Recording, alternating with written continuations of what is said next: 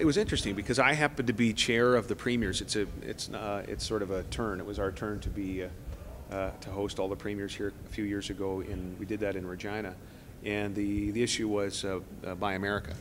The federal government, our federal government, said it would be nice if we were to say to the Americans, remove us, exempt Canada from your Buy America provisions that would have excluded Canadian businesses from working on the stimulus spending.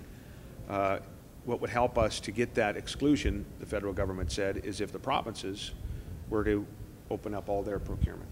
Not an easy thing to get all the provinces and territories to agree on much. And it was, I think, a historic meeting because that's exactly what happened. Went back, the federal government went back to Washington. The deal was done. Canada was exempt. And then a couple years later, we're back named again. Or at least I shouldn't say named again, but part of those who are going to be discriminated against on the procurement side. That's very frustrating. It's frustrating for Canadians. It's frustrating, especially given the fact that much was given up by provinces and by municipalities. And in 2 years, it was forgotten. I think there's a few irritants. Keystone, you know, the head tax at the airport, the Detroit Bridge. There are some irritants here that we've seen, and it's not from the people in that room. They understand the importance of trade, but the Obama administration, I think, you know, people think in this country, perhaps they do, that the Obama administration is good for Canada. At least that's the sense that I have. The facts say something else. None of the governors got here. It seems like you're venting some frustration with the Americans about how their politics works. Do you think your message is going to get across out of the border? Oh, I think so. And as you know, in the system there, the state houses have their own independent authority. Certainly the governors have theirs.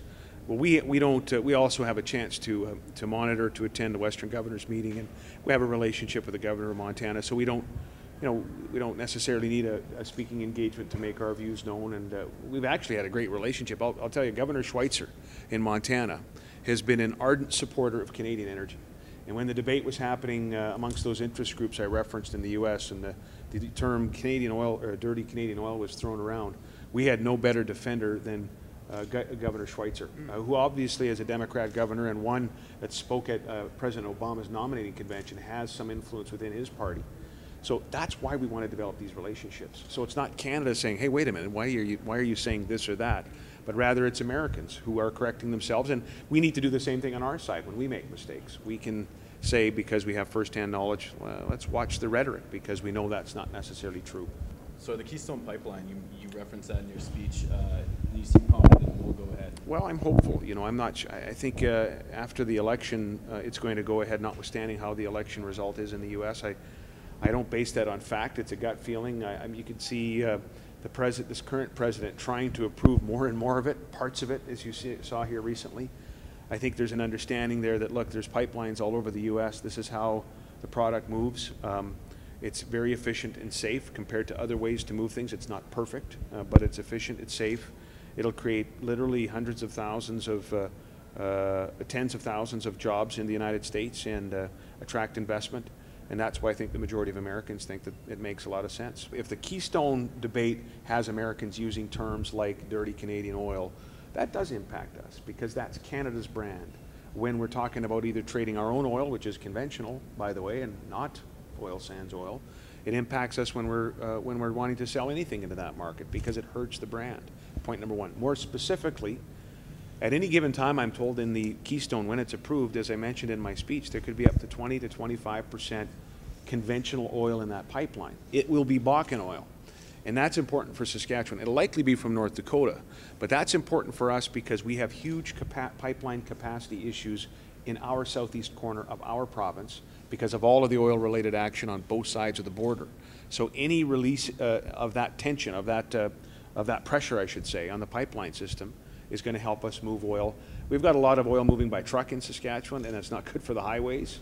Pipelines better. So improving capacity in oil pipelines in the Bakken is always good for our province. If you take a look at Canadian provinces and their export numbers, we are the second least dependent on the U.S. for markets. And BC, by the way, is the least dependent. But even in our case, that means 60% of our exports are sold into the United States. And all I was saying was that's a lot of eggs in one basket. So since we formed government, we've been working hard to diversify that. I don't think there's been a provincial government in Saskatchewan that's worked harder in the market in India, in China.